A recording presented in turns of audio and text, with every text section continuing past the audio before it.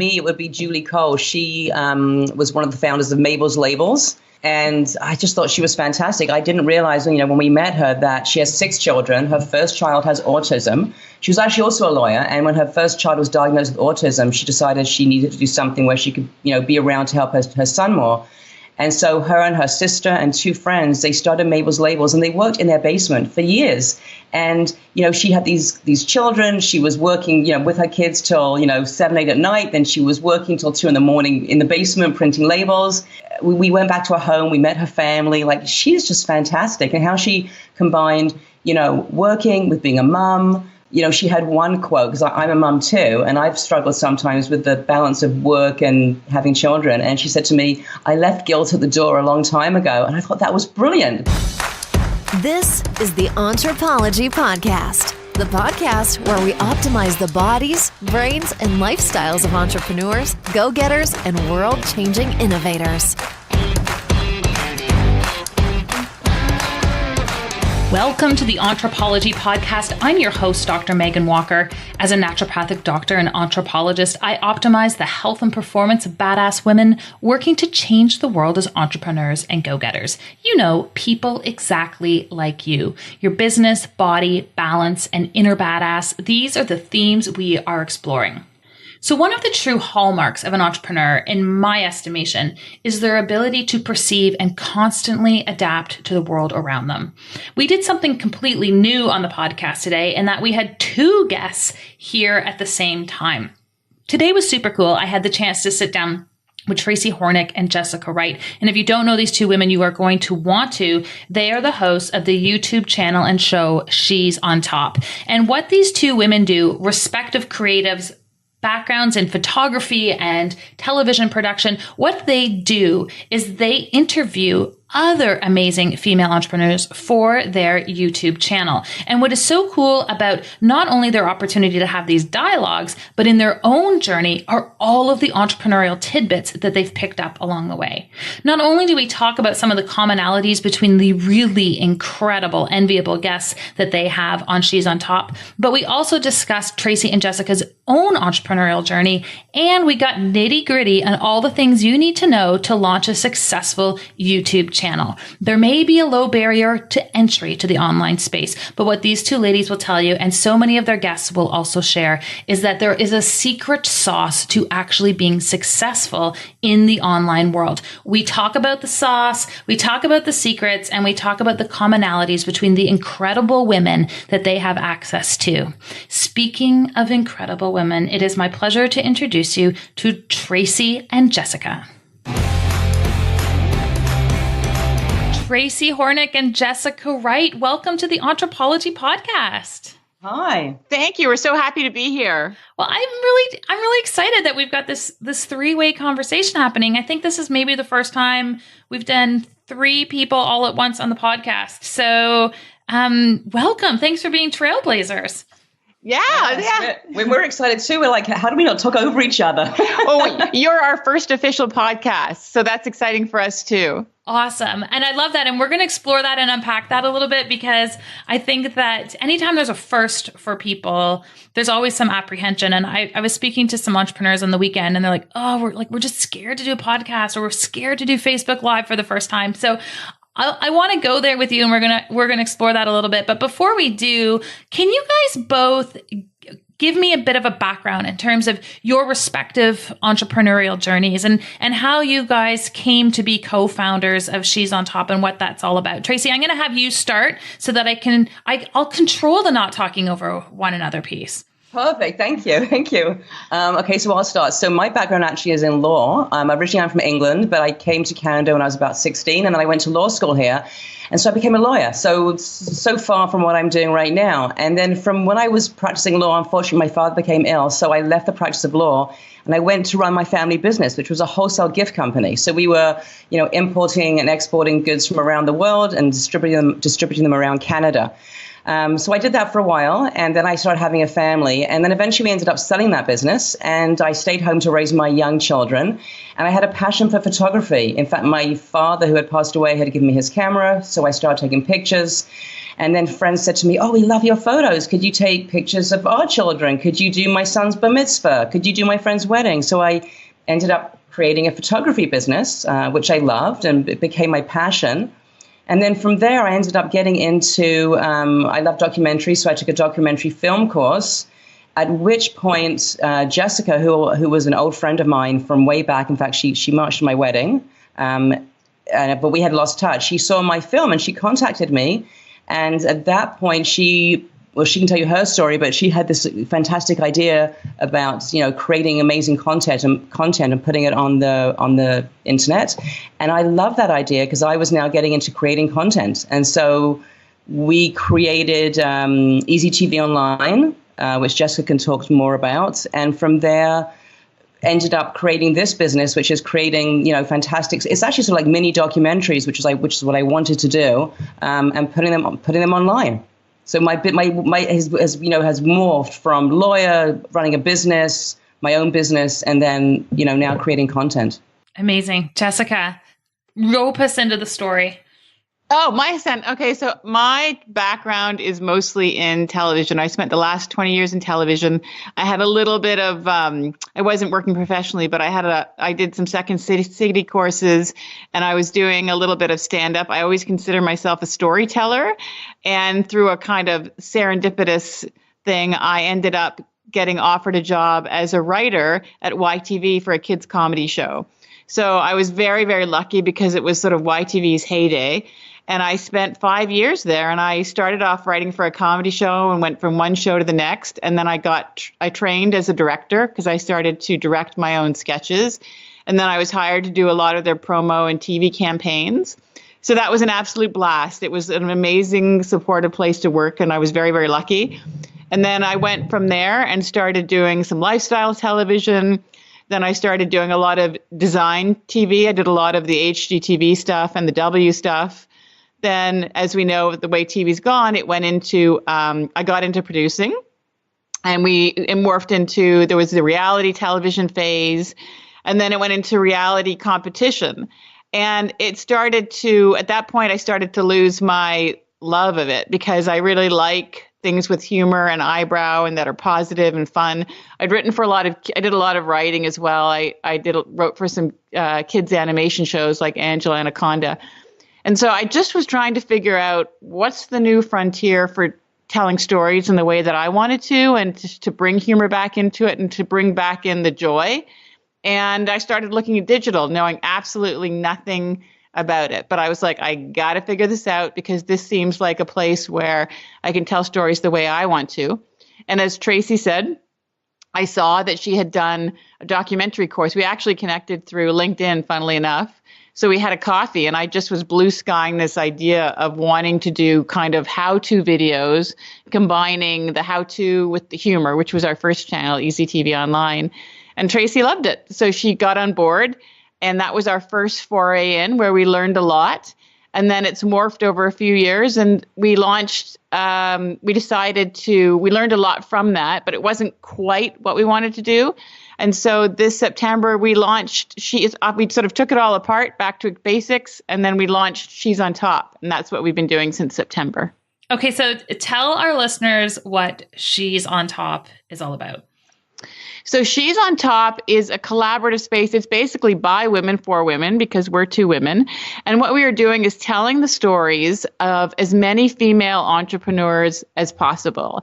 And we have kind of different goals. There's business tips, it's motivational, and it's to try and share information so that tell as many stories as possible. So first of all, to show there's no magic fairy dust, because a lot of times when we see things online, everything looks perfect. So we want to go behind the scenes and sort of show the story behind creating, whatever it is they're creating. And also if they can share information about, the right things that they've done and their struggles as well. And also the goal is to get women to collaborate, because our feeling is the competitive model, as we've seen in a lot of areas, we don't feel works. So it's like we believe that every business is saturated. So anything you want to do, somebody's probably done before, but you bring a unique value to that. So we really feel that there's room for everybody. And if we support each other, we're going to all do better than if we're in this kind of feeling of lack or competitive and holding things close. So it was like, how can we create an area where we share information, support each other, and even try and figure out some way to kind of mentor each other? We have sort of bigger goals as well. Yeah, and also to connect each other. Where our goal is eventually be able to connect women with other women that could help them in their businesses. I think this is like the secret sauce of women and how they're successful in business. And historically, like women have been the ones in the tribe. It's just like they hold the tribe together and they drive the communication, and they this is what we've always done so well.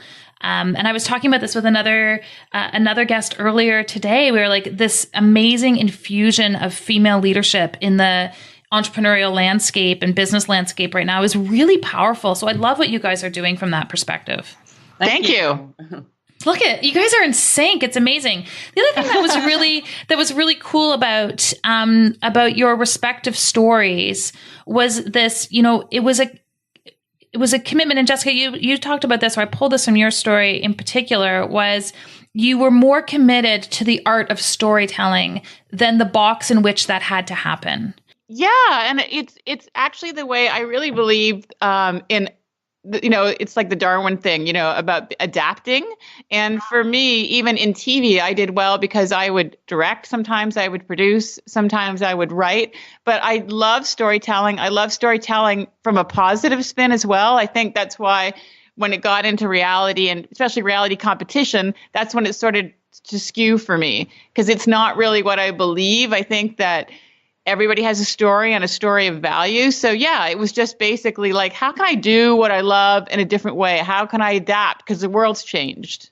Yeah. And notwithstanding your story as an entrepreneur, Tracy, the thing that struck me about this is I had some clients who were in TV, and it was really interesting to watch over the last 10 years, the ones who adapted and really moved into a digital space and evolved out of that career, and the ones who were like, I don't know what else I would do. I'm actually just going to hold tight. Like everyone else is taking packages, everyone else is leaving, and they're like, I'm going to stay the course. And all of those decisions are fine for different reasons. But I really respected and was fascinated by the mentality of the entrepreneurs, whether they knew they were entrepreneurs or not, who are like, oh gosh, like our environment's changing and I have to adapt to it. So I actually just think that's really, really interesting and super cool. I want to talk about She's on Top and some of the guests that you've had, but I actually want to dissect a little bit what it takes to build out a successful channel on YouTube, because our audience are a lot of female entrepreneurs. I feel like females are inherently strong communicators, and there's a deep fascination from our community about how do I get on YouTube? How do I leverage that channel as a way to share my message with the world? Can you give us like the Coles Notes version of what it takes? Like, can I just pull out my phone and start a channel, or do I need to invest in equipment? Like, what do I have to do to start to leverage YouTube as a platform? I'd say, I'm going to let Tracy talk a bit about this, but I would say the first thing is, before we get into it, is the biggest mistake we made with our first channel is research. Spend, if you were going to start a YouTube channel, spend like 6 months to a year even to research, because it actually is complicated. The metadata is complicated, and I don't mean it as off-putting. You can learn how to do it, but we're still in a learning curve. We're building quite slowly. So I'll let Tracy talk about specifics, but I would say that was the mistake we made with the first one. Like totally, yeah. I think you have to do a lot of research. You have to see what content is out there. Like when we started doing this, I actually watched documentaries on YouTube and watched how other YouTube stars or had gone ahead and done that. And I researched equipment, I researched audio equipment, and I saw what was working and what wasn't working. So you don't need a lot to start on YouTube. The YouTube app itself is really simple. You go in, it's like creating an account on Facebook. You create an account and you can shoot, like, when we shoot our videos, because I had all my photography equipment, we do use my camera to shoot the actual videos, but we use our iPhone too. And a lot of people on YouTube do just use their iPhone.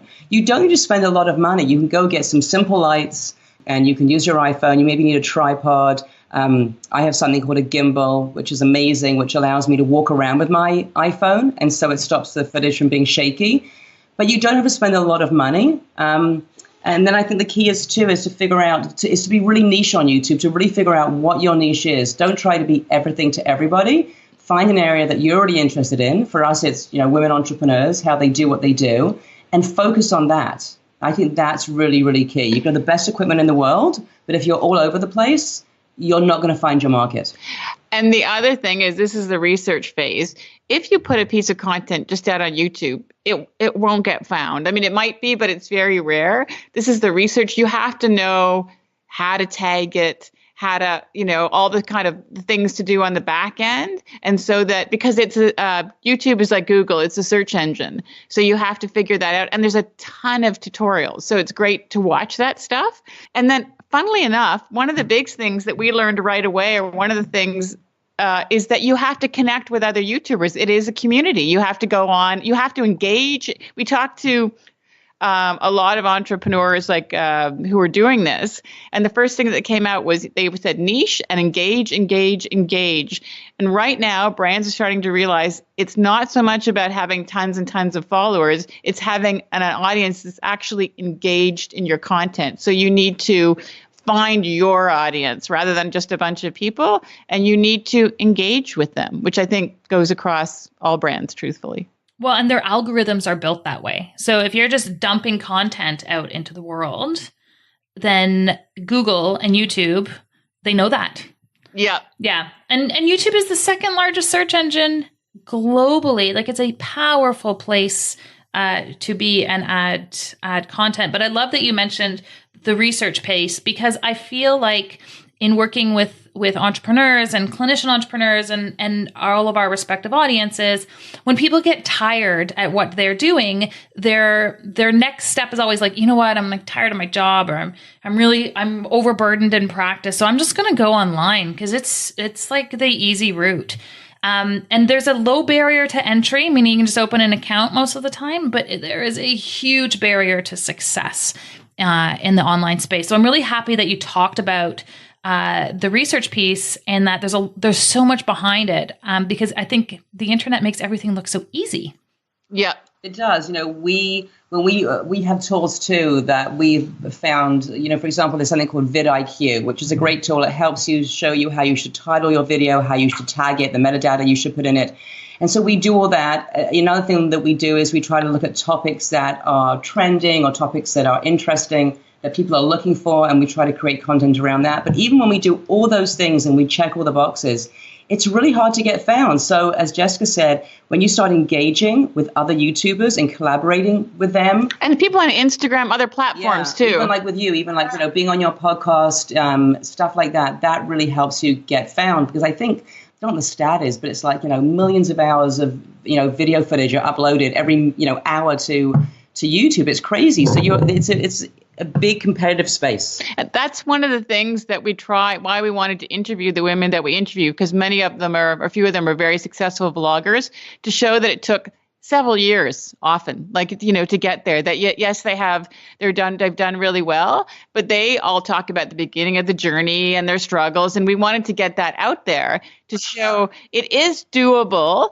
but it's not magic. It's not easy, and it is doable. Like, we wanted to sort of say, you can do it. They've done it, but they work hard. It's respect. They work really, really hard. Yeah, there's a sophistication behind being successful online.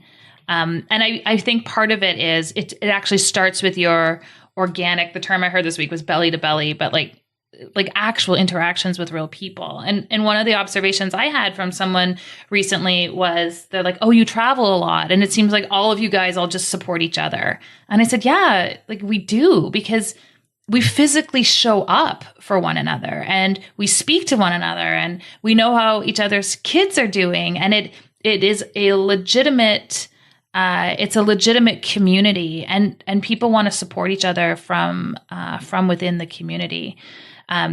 Take me through some of the guests that you've had and some of the interesting stories that you have been able to tell. Well, it's funny that one of the first ones that we started with was Melissa Maker, who there's always a little bit of sort of serendipity around these connections. But I love organizational stuff and I love cleaning. It's my little thing. But I had picked up her book, funnily enough, at Christmas. She has a YouTube channel. She has a cleaning company in Toronto. And then she put out a book called Clean My Space. And this was a woman who, graduated from school, sort of worked at a bank, said it's not for me.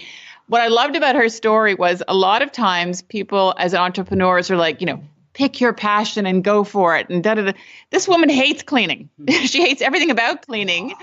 But she had a passion for being an entrepreneur. And her quote was, "There is money in dirt." So she started a cleaning company knowing nothing about cleaning. And she basically got her first client and she got her tools and she went out there and she said she cried on her first job. But she said he's still a client today. And she built this cleaning business. She just learned and learned and learned. And then I think she met her now husband, Chad, and he was the one who got her interested in doing YouTube videos. It was, the early stages of YouTube. And so she started doing the cleaning videos, and it was this serendipity where they built this huge channel and were both able to, as well as running her cleaning business, do that full time, do the YouTube videos. And now, funnily enough, I love her because she just adapts as well. So now what she's done is, for years, she's done these cleaning videos. Now she's starting a new launch, which is teaching people how to open a cleaning business. So she has just adapted and has just worked hard at it and figured it out. So that was one of our favorites because it was basically like a story of somebody who just wanted to be an entrepreneur rather than just their passion. And who was one that stuck out for you, Tracy? I would say for me, it would be Julie Cole. She was one of the founders of Mabel's Labels. And I just thought she was fantastic. I didn't realize, when we met her, that she has 6 children. Her first child has autism. She was actually also a lawyer. And when her first child was diagnosed with autism, she decided she needed to do something where she could, be around to help her son more. And so her and her sister and 2 friends, they started Mabel's Labels, and they worked in their basement for years. And, she had these children. She was working, with her kids till, 7, 8 at night. Then she was working till 2 in the morning in the basement printing labels. We went back to her home. We met her family. Like, she's just fantastic. And how she combined, working with being a mom. She had one quote, because I'm a mom too, and I've struggled sometimes with the balance of work and having children. And she said to me, "I left guilt at the door a long time ago." And I thought that was brilliant, because how much time do we waste feeling guilty, which is not productive? And yet, she obviously has a fantastic relationship with her children, and has this incredibly successful business. I found her really inspiring. She also said one of my other favorite quotes as an entrepreneur, which was, "Get comfortable being uncomfortable." And she said, because every time you get to this point where you think, when I get here, she goes, then something else happens. You build a company. Now you're responsible for all these people's lives. And now, and she said, so if you're going to be an entrepreneur, that was her biggest piece of advice. You got to be comfortable with being uncomfortable. Well, I feel like some of the greatest things in life are on the other side of comfort and pushed through anxiety. And I love to explore this idea that the path of least resistance is actually a limiting belief. Yes. And it totally describes the journeys of those 2 women. And the thing I love about their respective businesses is that they were also able to impact in a scalable way because they were so useful. And yes. As I flip through your Instagram, I'm not doing that right now, I'm focused. But as I flip through your channel, your Instagram, the thing that I find common between the entrepreneurs, my observation from the outside, is that they're all actually serving a need. And it's one of the things that I talk about with entrepreneurs is that, you can have a really cool idea, but it also has to be useful. And so that's one of the common features that I saw from the outside looking at them. But I'm wondering if you guys can comment, because you've really gotten to know these women. What are some of the common attributes that you were seeing across the board in these women as successful entrepreneurs? Well, it's funny. This is one of my favorite things that we did. We just did we do our own sort of vlogs as well from what we've learned. And the one that we just did this week was all about counseling. And the thing that was amazing talking to these women again is, we talked to Abby Sharp, who's got a great cooking channel, and she suffers from high performing anxiety. And she said she had to do a number of, modalities to, she's done improv classes, she's done breathing, and then we talked to Elle Lindquist, who talks about the most important thing that she puts into her budget is she sees a therapist once a month, and she and her husband see a therapist together. Melissa Maker said she and her husband see a therapist. So the idea, it's a lot of hard work. It's a lot of output. And they basically said you need, whether it's a business coach or a counselor, you need to go somewhere. You have to take care of yourself and put something back in. Yeah, we just interviewed yesterday an incredible woman. The video is coming out next week. And her name is Isha Addo. And she is from Guyana. And she came here and she went into foster care. And she ended up starting like one business is called Driver. She drives. And it's, female drivers driving young women who are scared of getting into cabs. And they've been, it's really amazing. And then she has another charity sort of organization, and it's all about supporting young women, marginalized women. And what I find from these women is that they have a passion about what they do. It's all about it is about actually helping other people. It's just like you said, right? Like whether it's teaching how to clean or whatever, or things like useful, it is a passion. Yeah, I totally see that. And, just go back to the counseling piece that you talked about too. Someone asked me once, they're like, what happens with your most successful patients? The ones who get the best results and are the most engaged? And I was like, they've all done therapy. Yep. Yeah. And at some point in all of their respective journeys, that was something that they had committed to really unpacking their baggage, and integrating it in a different way. So it's so interesting that you mentioned that. I think that's a huge part of evolving as a person and as an entrepreneur. I feel like being an entrepreneur is it's a spiritual journey, and you have to confront everything in that closet in order to be successful. And it surprises you when it comes up. It does. And Tracy and I actually see the same counselor. That's why we were able to talk about this. And we always feel one of the successes for us, or why we work together, is we're both highly accountable for our own behavior. So we obviously have our struggles ourselves, but we both take it separately to see this therapist and work it out. And then we bring that back into our business, because one of the things that a lot of them speak about as well is, because with doing an online business, with doing blogging, it can be very isolating and lonely when you get up there, which is, it also, again, so you need somebody putting something back in. And also it circles all the way back to what we're trying to do here, which is create community, create support. Absolutely. And I love that. And Tracy, you mentioned they're all passionate. And I feel like on a physiological level, the level deeper than that is really connecting that passion to your true purpose.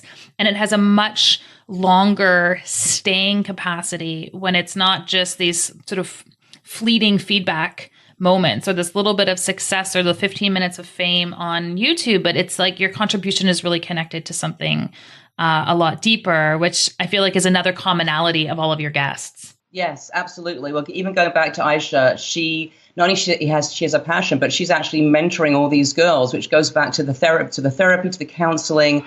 We all need that counseling. And she says too that when she counsels these young girls, they actually counsel her too. She gets so much from them. So again, it's a win-win for everybody. And I think that the connecting thing too is that the reason you go to counseling, to me, is the reason why you want to become an entrepreneur. We're all trying to grow. We're all trying to kind of move ourselves to the next level. And it's why we do this. It's like we want more. We want to see what more we can be. We want to see what more we can give.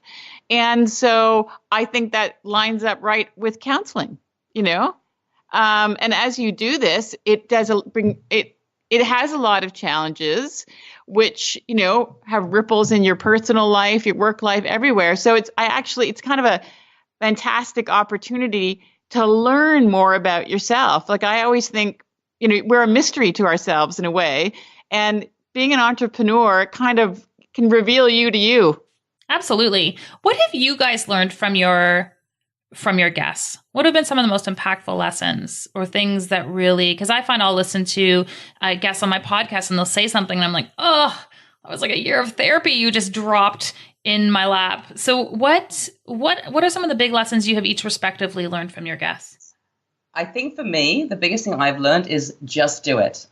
Kelly Lavelle we interviewed her. She's this millennial influencer. She's absolutely incredible. And she says, we spend so much time, what if, and should I, and if the timing's not right, and I'm not quite sure, maybe I'll do it next year. And she says, just do it. And I think for me, that's what and a lot of these women, they just did it. And that's what I love.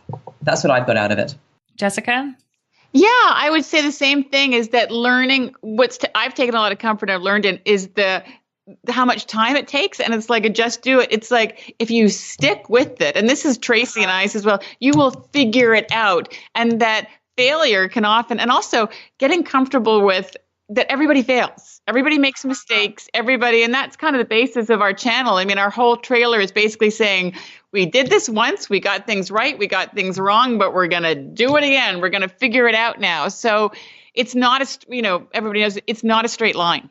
Yeah. And I love that you brought up failure. I did an exercise with my mastermind this past weekend, and we stood in these two lines and asked a series of questions. And one of the questions, and it was a yes, you stepped up to the line. And one of the questions was, have you had a business that's failed? And I stood up because one of the things we had to do in engaging in this exercise is we had to commit to being honest. So I stepped up. And what was amazing was that the entire room, and these were really successful, evolved, big name entrepreneurs, everyone stood on that line.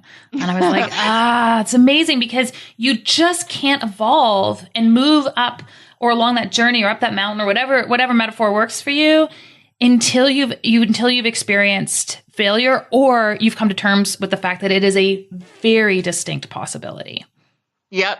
It was one of the things I always bring up improv, because I did a lot of improv in my 20s. And I said, I always think everybody should do improv because 90% of it is awful. You get up on stage and you fail over and over and over and over and over again. But then one night it works and it's like flying. And that is what you'll remember. But it gets you, first of all, you have to sort of think on your feet and say yes and, which I love, which I think is part of an entrepreneur. And secondly, it's like you get comfortable with being uncomfortable, as Julie Cole says. Yeah, I haven't done an improv class, but it's interesting how often that comes up in conversation with other entrepreneurs, is that was something that they forced themselves or in some cases keenly engaged in along their journey. Yeah, it's huge. There was a book, I can't remember the name now, I have to think of it. I think it was just called Creative or Creativity. And a guy had actually studied it. And he said, you use a different part of your brain that's not available regularly. That with improv, the way it works, you actually access a different part of your brain that you don't do normally as an entrepreneur when you're the logical or whatever. It's like it forces you, it comes from a different place. So it really is quite freeing. It's a great exercise. Very cool. Where do you both respectively see She's on Topgoing? What's your vision for this brand?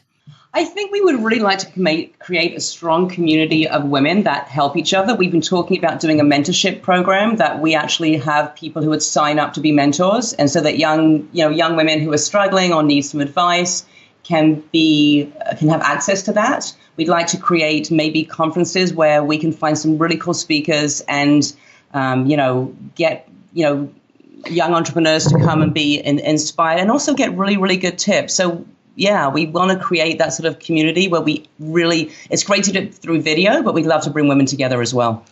And what's been so interesting about doing this, we've only been out, 4 or 5 months, but we've been approached from women from all walks of life who basically said, I love what you're doing. How can I be part of this? And we're actually, going to roll out an ambassador program. But what we realize is that there's a hunger out there that women are recognizing right now. It's like, let's come together. Let's help each other. So if we can create something, as Tracy said, a tangible community where people are like literally get the information they want, the help and support, that would be our dream. And and for me, it's just like, tell as many stories as possible. So it's like, you're going to recognize yourself in one of them. And it's like, and to me, that's the biggest support. It's sort of like, you can do it. As Kelly Lavelle said, you can do it. Like, we'll tell enough stories and it's like, and we'll help you. Hey, fellow go-getters. So we've got a lot going on right now over at Anthropology Performance Labs, and I want to make sure that you guys are in the loop. We have groups and contests and quizzes and meal plans and all sorts of things that you can get your hands on. And the best place for you to be in the know is actually to ensure that you are following and hanging out and engaging over on the gram.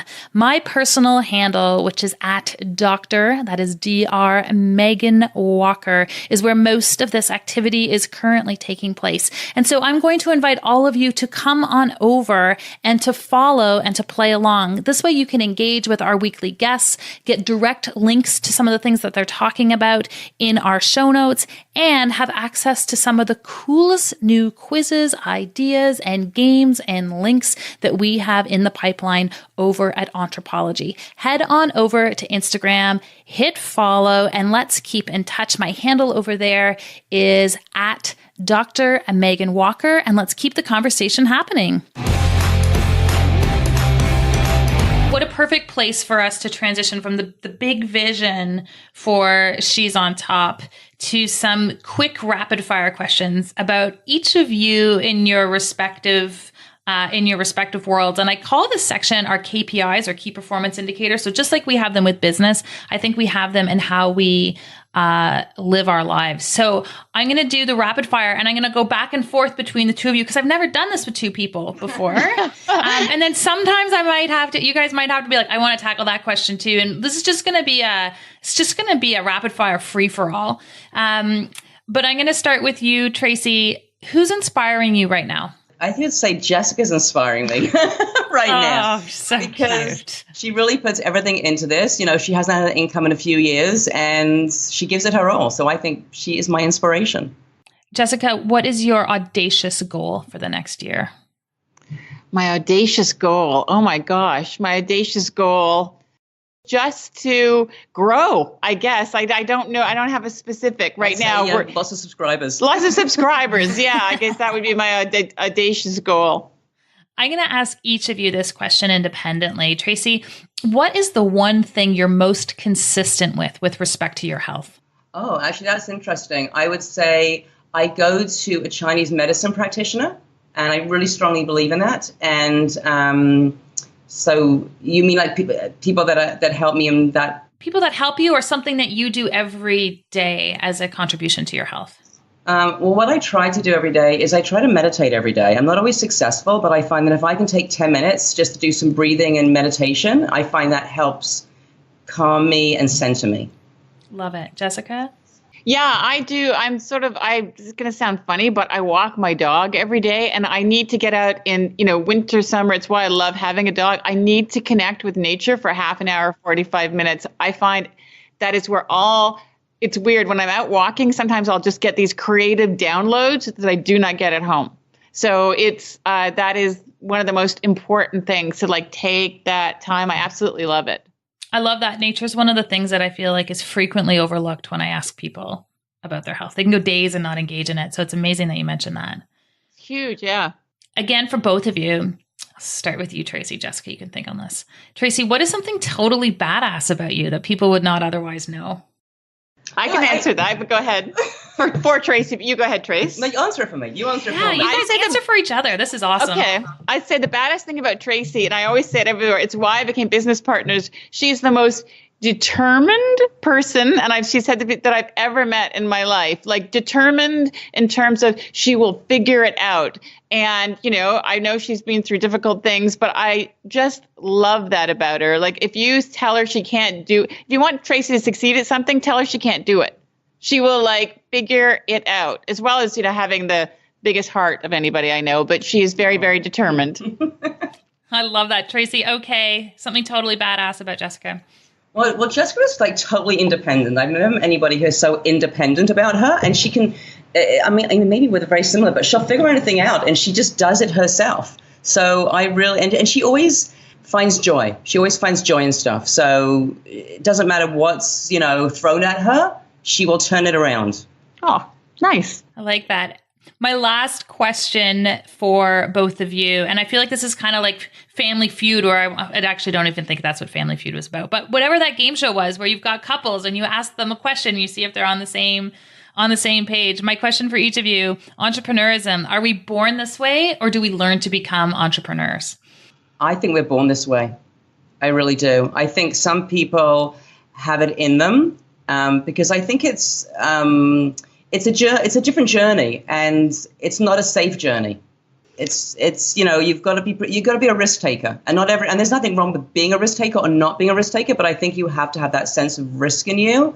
So I don't know if you're born that way. I think you are born that way. I'm not sure if you can learn it. I don't know.